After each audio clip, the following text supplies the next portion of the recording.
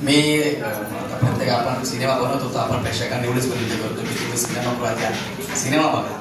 कारण commercial cinema असतो, हा सिनेमा असतो, पण आपला हा जो सिनेमा आता निशांनी दिलेला आहे हा सिनेमा प्रत्येकासाठी आहे. म्हणजे तरुणांसाठी आहे, म्हाताऱ्या बोलल्या लोकांसाठी आहे, जे काय आता भविष्यात मुलं पुढे काय येणार आहेत त्यांच्या सगळ्यांसाठी आहे. प्रत्येकाच्या विचारांसाठी हा सिनेमा आहे आणि निशांत खूप विचार करून हा सिनेमा लिहिलेला आहे.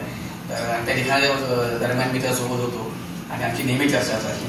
तर मी असं विनंती करेन की सगळ्यांनी एकदा नक्की जा, हा सिनेमा बघा, तुम्हाला सगळ्यांना प्रचंड आवडेल एवढीच विनंती करेन. आणि अजून एक मला सांगायचं झालं की साहेबांचं गाणं वाजलं, सगळे थिरकले. माझी आठवण एक आता मला नेहमी मी निशांतशी बोलत असतो, पण आता संधी मिळाली तर बोलून घेतो. पहिला माझ्या कानावर पडला होतं साहेबांचा.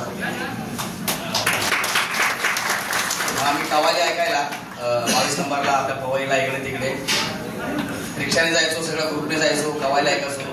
आज आपण सगळे बघतो की आनंद शिंदे साहेब बनलेले, पण रात्री 8 ते पहाटे 6 पर्यंत गाणं गायचं.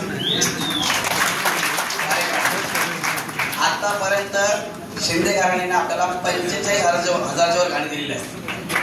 त्यांचा आवाज आला आणि असं होऊ शकत नाही. आमचं भाग्य समजतो तुमचा आवाज आपल्या चित्रपटाला लागलेला आहे, त्याच्यावरती आता वर्षानुवर्ष 100-200 वर्ष चालणार आहे. त्यामुळे मी शिंदे साहेबांचं खूप मनापासून आभार मानतो की तुम्ही खूप योगदान दिले.